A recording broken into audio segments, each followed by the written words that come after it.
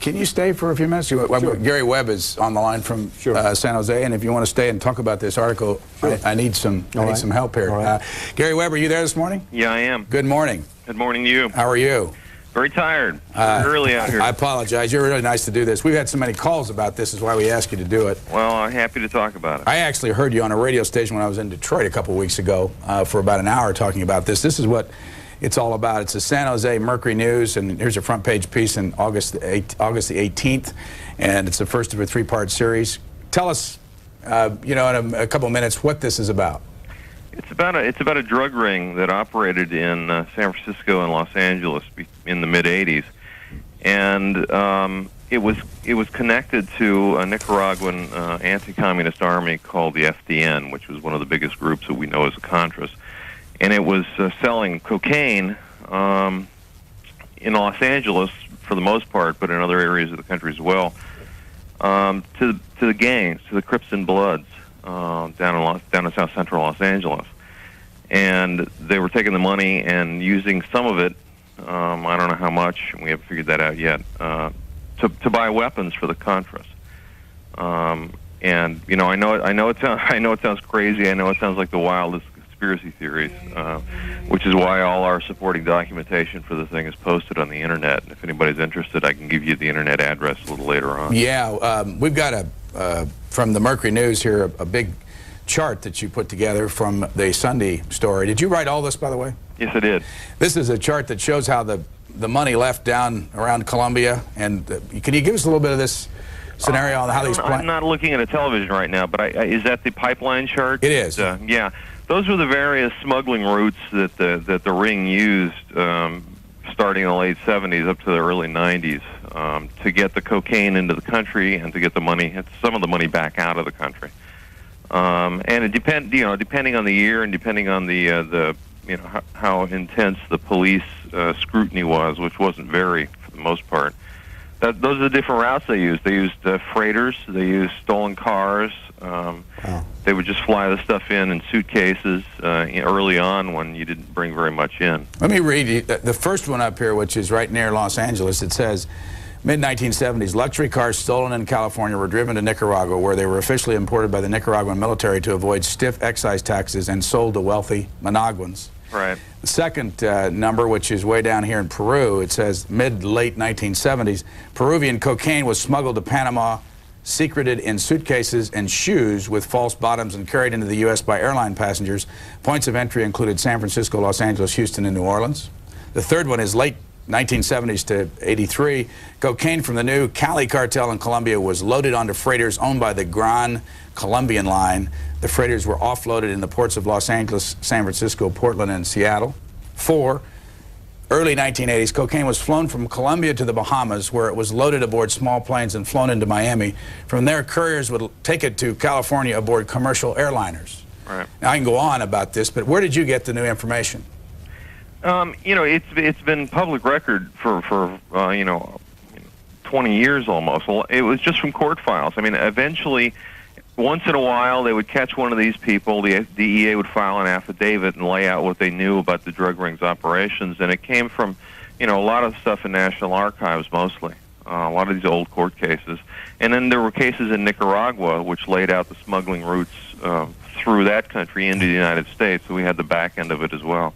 Gary Webb, Jack Nelson is at the table. I do want to tell the audience something, because right over your head, you can't see that. Look up on that screen there when we have it. It looks like there's a crack in the window, but that's actually condensation on our window back here because it's so muggy, and it comes right down Jack's head, so I wanted to let you wouldn't believe how muggy it can get here in Washington. Oh, yes, I can. Yes, I can. Jack Nelson asked a question. Well, yeah, I was going to ask you, because I haven't read the series. It looks fantastic, but what about the CIA involvement in all of this? Is that... Well, that part of the story deals with the FDN, that guerrilla army that I mentioned earlier. Right. That was, as the Iran-Contra hearings documented pretty well, that was a creation of the CIA. Right. And we tracked the cocaine dealers who were running this operation all the way up the ladder to the couple of CIA agents that were actually running the FDN, Enrique Bermudez and Adolfo Calero. And let me tell you, as a bit of background, most of this information, or much of the information, came out at a trial in San Diego in March. One of the cocaine brokers, the guy named Danilo Blandone, who was the head of the Southern California operation, has been working for the U.S. government for the last couple of years, and he was the star witness in a cocaine trafficking trial for the DEA in San Diego, and a lot of this stuff came out under cross-examination when he was up on the witness stand because the defense was curious, to say the least, about his relationship with the Contras and the Crips, and unfortunately they couldn't really get into a lot of it because before the trial the United States filed a motion asking that nobody be allowed to ask Mr. Blandone about his relationship with the CIA, and it was one of the most curious documents I'd ever seen. It said, if true, this matter would be classified, and if false, it shouldn't be allowed at the trial. So did you get really got a chance to quiz him in great detail about his relationship there. Did you get any help at all out of the CIA? During the investigation? Absolutely not. They wouldn't even return my phone calls. I mean, I filed a Freedom of Information Act request for information on Blandone and his boss, Norman Meneses, and I was told that they can't tell me anything because it's a matter of national security. Gary Webb, where are you from originally? My dad was in the Marines, so I'm from everywhere. And how long have you been with the San Jose Mercury News? I've been with the Mercury 8 years. I was with the Cleveland Plain Dealer 5 years before that. Where'd you go to college? I went to college in Indiana for a year, and then I went to college in Kentucky. We're at Indiana University? Yeah, IU in Indianapolis, at community college, and I had a scholarship there, and then my dad got transferred, and I ended up at Northern Kentucky University. We're going to take a call in a moment, but in your stories also you say that the Crips and the Bloods, the gangs in L.A. get involved in this. How? That's the back end of the deal. That's who was buying the cocaine, and they were buying cocaine and they were buying weapons from these fellows. How much? Can you give us some sense of how big this thing is? Well, one of the guys that talked to me was the guy who was buying it, a fellow named Freeway Rick Ross. He was the biggest crack wholesaler in Los Angeles during the 1980s. And he says, well, he and Danilo Blandone have both said that, at their peak they were doing 100 kilos a week. And that's just with one dealer. I don't know how much Blandone was selling to other people, but with Rick Ross, he was selling at least 100 kilos a week by 1984, 1985. Let's take a call, and Jack Nelson's here at the desk with us, and we'll ask both of you gentlemen to get involved. Wilmington, Delaware, go ahead, please. Good morning. I'm a little nervous because this is my first time. That's all right.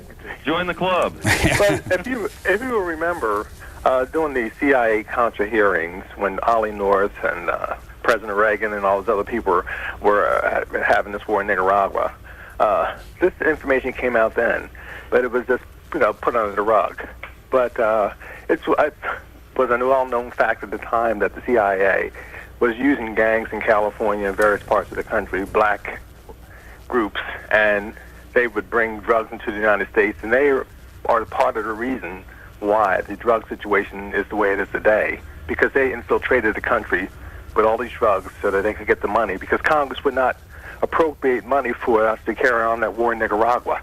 So they had to get money from someplace to finance the war. But what about right now, though? What do you think the situation is? I ask all of you, what's the status of this kind of drug running today? Gary Webb? Well, I don't know what the situation is now, but the CIA is one of the reasons why the situation is what it is today. All right, thanks, caller. Mr. Webb, what do you say about today? Whether this liaison exists today? Right. I don't know. I mean, I found these guys were buying and selling from the same sources up until 1992 when Blandone was finally arrested by the DEA. So, I mean, it was going on at least until 92. What do you think? My guess is not. I mean, I can't believe, for example, that Judge William Webster, who I've known for a long time, who was CIA director, would not have tried to put a stop to anything like that when he was CIA director, and that Mr. Deutsch, the current CIA director, I can't believe that he would put up with something like that. I'm not saying that the CIA is necessarily involved in. No, I know you're not. I know you're not saying that. Yeah, but I'm just saying I don't think so. That was an answer to Brian's question. I know you didn't say that, Gary. Well, in some later items here on your pipeline chart, it says in the late 1980s, Colombian cocaine was flown aboard private planes into small airfields in northern Costa Rica and southern Nicaragua. Super DC-3s leaving from San Jose, Costa Rica, loaded with general merchandise would touch down briefly, take on a cocaine load, and continue on to U.S. airports. Spring. Right. That came out of the trial down in Nicaragua. Norwin Meneses, the guy who was running this drug ring. Thanks. Springfield, Missouri, you're next. Yeah, Brian, I'm really disappointed in you. I really am. The whole theme of this is that the CIA was bringing or was supplying the Contras with guns and financing it off of drugs. That's the theme, and the only source we have for this is some questionable character. This is like the Gary Sick thing all over. And let me. Have you read the series? No, I have well, not. That's not the only source. That's the only source we've talked about. That's the only source you've talked about. Right. We had like 7 or 8 independent sources on this stuff, and contemporaneous. Yeah, but you haven't provided any names. Pardon? No names. Well, where do you want me to start? Well, start. You've got Sergeant Tom Gordon, who filed an affidavit in Los Angeles in 1986. Was I correct on the theme of this whole thing that the CIA was supplying the Contras with guns and financing the whole thing off of drugs? No, that's not correct. Well, they were certainly supplying with guns. They weren't financing the whole thing off of drugs. They were financing part of it off of drugs. Part of it. Well, part's even bad, but. Well, I tend to agree. But I don't know. I'm disappointed in Brian. He puts experts on for scandals he hadn't put any experts that know about scandals for Clinton. But yet he puts on these stupid '80s scandals. Still, I mean, he's back in the past. Caller, hold on just a second. Well, I tell you, I don't Gary think Webb, that community in Los Angeles thinks it's a stupid scandal. Let me just tell the caller why this gentleman's on here. It's because caller after caller kept calling up and referring to this whole subject. It seems the first thing you do is you go to the source and ask what it's all about. And then we can continue talking about this. I don't blame you for being upset. We can't deal with this thing in 15 minutes. That's from the White House to put this. Now there's one. There's one of your calls. Democrat Republican. Caller, there's not even this. We haven't talked to the White House forever in this whole thing. Well, who did you bowed to somebody's pressure? We didn't bow to anybody's pressure. Let the calls come as they come. We did. Oh, he's upset about the calls. No, the Democrat Republican. Why don't you just let the calls? You say that the callers. This guy's got a political agenda. Program. I don't care if he's got a political agenda, but he's upset because we split the call lines. Gary Webb, you want to talk some more about your sources on this thing, and who will not talk? Who just absolutely won't talk? We filed Freedom of Information Act requests with the CIA, and as I said, those were denied on national security grounds. We filed them with the DEA, and for the first time in my life, I think, the DEA came out and said, no, we don't want to give you any records because we're concerned about invading the privacy of these drug dealers, so we don't want to tell you about them. So they didn't give us anything. The FBI sent me a letter saying it might be 2 years before they got around to answering my request. The INS has never responded. The State Department has gotten the stuff and never responded. I mean, these have been filed for like 6-8 months. And then we tried asking the DEA questions, and we couldn't get any answer from them. The only thing the CIA says is it's ludicrous, which, I'll be the first to agree. The idea of them selling drugs to the Contras, for the Contras and the Crips is ludicrous, but everything we saw said it was true. Let's grab a call from Dayton, Ohio. Go ahead, please. Hi. The one question that no one's asked yet, and I'm going to ask it and see if this guy gives us an honest answer. Were these drugs targeted to black people? I don't think they were targeted like in the manner that you mean. They were targeted insofar as, Danilo Blandone, the man who was sent to Los Angeles to sell these drugs, he had a master's degree in marketing. That was his job before the revolution. He was in charge of setting up wholesale markets for Nicaraguan agricultural produce. He came to the United States and testified. And he isn't the only one that says this, but he said this under oath while a government witness. He wasn't trying to beat a rap. He wasn't trying to reduce a sentence. He's a free man. And he came into court and testified to this under oath. And what he said was that he was schooled in San Francisco in this drug trade. It took him 2 days to teach him how to become a cocaine dealer. He went down to Los Angeles and didn't know what to do. And when you talk to his friends and you look at the documents that exist, what happened apparently was, the guy's a marketing expert. He looked around, he saw where it wasn't being sold, and went to sell it there. I mean, I think it was as simple as that, and I don't think anybody really cared particularly where he got the money as long as he got it. We're going to get time for at least one more call, but I want to ask you, because the caller who was upset about this being set up by the White House, let me bring in the Mena, Arkansas story that the Wall Street Journal spent a lot of time on. Well, we wrote about that the other day. How does that fit in with all this? I mean, Mena was a parallel. Mena was part of a parallel operation that was going on the East Coast, which is why if people think they've heard about this before, it's because they heard about the East Coast pipeline when it was uncovered back in '85 and '86. But I want to make the connection with the current president. He was supposedly involved as a governor? Well, he was governor while this was going on. Whether or not he knew about it is something I don't think has been proven yet. Let me ask Jack Nelson about this. Do you pay attention to that Mena, Arkansas story? Well, we've written what was there, but I mean, there's no indication that Clinton as governor had anything to do with it. I mean, it's been written about with all sorts of speculation by a lot of right-wing publications, but I've never seen anything that indicated any complicity on the part of the president. Gary Webb, if people want to get a copy of this, I understand that you have reprints for a small fee. I think actually they decided to make it free, but you can call 408-920-5999, or you can download the whole thing from the internet with all our documentation, with sound clips so you can hear Danilo Blandón testifying to this in his own words. And you can get that at www.sjmercury.com/drugs. That's the best version, actually. All right, let's do that one again so that people can write it down. www.sjmercury.com/drugs. And if, again, that telephone number, if you want to, and I assume there's no one there now. Well, there might be a machine there now. You can leave a name and number. 408-920-5999. Are you alleging in any of this that the Republicans had anything to do with this as a party? No, I mean, I tried to stay as far out of partisan politics on this story as I could, and just tell a story about a drug operation. You know, we mentioned obviously that Reagan was in power when he authorized this secret war down there, but you know, Clinton's in power now, and those are the folks who put Danilo Blandón on the federal payroll. I mean, the guy that brought crack to L.A. is now a federal government employee. All right, Virginia Beach, Virginia, go ahead, please. Yes, concerning the Arkansas involvement in the drug thing, ever since 1986, Bill Clinton as governor did not ride herd on this thing. But all the drugs came through Mena, Arkansas. Everybody knows that and reads it in the papers. Barry Seal was doing it.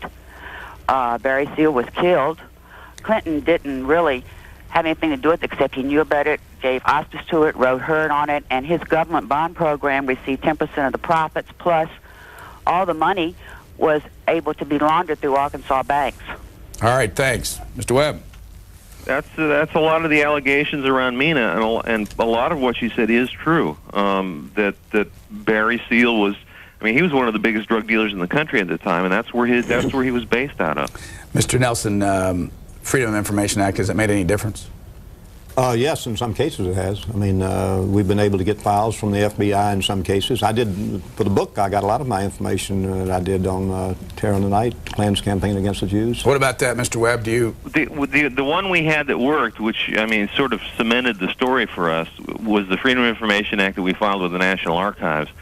And those folks over there released some FBI documents that had been classified for about 10 years regarding this drug ring and regarding this operation, and we got them out of the files of Iran-Contra Special Prosecutor Lawrence Walsh. I mean, these are some of the FBI reports that were done either prior to the Walsh investigation as part of something else or as part of the Walsh investigation. Let's go to Newport, Rhode Island next. Go ahead, please. Yes, Mr. Webb, this is a very interesting conversation. You should also check at the National Archives the recently released documents on the Board of Economic Warfare from World War II, which was founded by William Casey, who worked, who was a part of the old OSS. Yeah. And they began by purchasing the first crop of opium that they purchased. The entire crop from Turkey was 1943. Lucky Luciano was deported to Naples after he helped with the invasion of Sicily. Luciano began his heroin trafficking from Turkey through Naples, Sicily, and This Cuba. is all in those files? Yeah, no, the preemptive buys, what the Board of Economic Warfare was about. The reason why I'm interested in it is some characters in your part of the country were on the Board of Economic Warfare at that, okay? And right. so, and anyway, so it's been going on for a long, long time. And and then of course it's a logical thing that Casey would be involved in this type of operation in the 1980s. Thanks, Mr. Well, it sounds like Gary's got himself another story there. I got. Or if somebody doesn't, I was going to say if somebody doesn't beat you to it, Gary. But it did sound interesting what she said. Now, this isn't the best way to get a story. Right. Well, you know, when you sit and listen to everybody on this thing, you start to hear all the conspiracy theories. Well, have they come to you in a big way? I mean, you find people coming out of the woodwork because they follow these kind of things? Yeah, that's sort of one of the risks of doing this kind of story. And frankly, I mean, the thing that gave us the sort of intestinal fortitude to do this, because we realize this is a very controversial story. This is like almost impossible to believe when you look at it. But we've got this tool now called the World Wide Web, where you can show people the documents you used. I mean, you can click on you can read the story, and if it says set a report, you can click on the word report and actually read the report. If we've got a quote in there and it's highlighted, you can hear the report and actually read the report. If we've got a quote in there and it's highlighted, you can hear what these folks said. So, make up your own minds. Don't take my word for it. Nobody knows who I am. You know, when I was listening to that radio station, I don't even remember which radio station, and don't mention it, please, because I'm going to say something that they won't like. You were set up before you got on in a way you probably didn't even know about. You're probably right. And I just wondered how often. I mean, the fellow that was the host had an agenda. He talked about you in a specific way, and by the time you got on, I was listening thinking, I wonder if Mr. Webb has any idea what he's been saying before you got on the air. No, I have none. Tell me about it. Well, I can't hear on the air because I don't remember the name, I don't remember the station, and I don't want to say anything that would be, I can't remember. But what he did was sandbag him, is that right? Well, not necessarily, because he was very much in favor of what he had done. Oh, so it was just, but it was in a certain way that he set it up, and you got the distinct impression he was just overwhelmingly delighted that you had done this, and for a lot of political reasons that he was talking about. Let's take one more call for you, and then we'll let you go. Lawrenceburg, Tennessee, go ahead, please. Good morning, Brian. Morning. Hey, it's a thrill to get through to you guys. I've had the TV turned down so long I probably lost track of the conversation. Your screener said turn the set down. One of the things that had caught my interest when you first brought the gentleman on about the investigation of the CIA involvement in the drug trafficking in Los Angeles was when you showed his chart, which I understand he couldn't see at the time. It showed all the different points where the drugs had entered the country, and I couldn't read the chart well enough to know if the area down there around the Gulf included Mena, Arkansas or not. This Mena, Arkansas thing has been going on. That accusation's been made now ever since Clinton came into office, especially tying him and Don Lassiter and the other gentleman that was supposedly the head man in that part of the country. So it may all tie together, We've talked about it, and I'll let Mr. Webb answer you. Go ahead. Actually, to give you a bit of background, I mean, Mena just became an issue since Clinton became president, but the information has been available since the Kerry Committee did its investigation back in '87 and '88. A lot of what I know about Mena came from reading the report, reading the report of that investigation. As I said, they were on to this East Coast Contra pipeline, which they exposed pretty well. For some reason, that report just never had any resonance with the media. What's your follow-up on all this? Obviously now, with things going on, Deutsch has asked for an investigation from the CIA Inspector General. That's one thing we're looking at. There is a lot of talk, especially among the Congressional Black Caucus, about doing hearings on this thing, which is another issue. And then you get the role of the DEA and the Justice Department in this thing, and Barbara Boxer and Dianne Feinstein have both asked for investigations on that. So there's a number of investigations going on in Washington that we're going to be following. Gary Webb, 5 a.m. out there. Thanks a lot for getting up and telling us about this. Sure, glad to be here. And as we'll give out the telephone number one more time if you want to get the documents, 408-920-5999. in your life as a journalist, what articles have you written that got the most impact? I mean, where, you know, he's talking about hearings happening and all this kind of stuff, CIA director getting involved. Well, I guess the most impact I had was the series I did on mental institution, the largest mental institution in the world in Milledgeville, Georgia, which had 12,500 patients and 2,500 more on an outpatient basis. And I did a series of stories that showed that the chief surgeon there was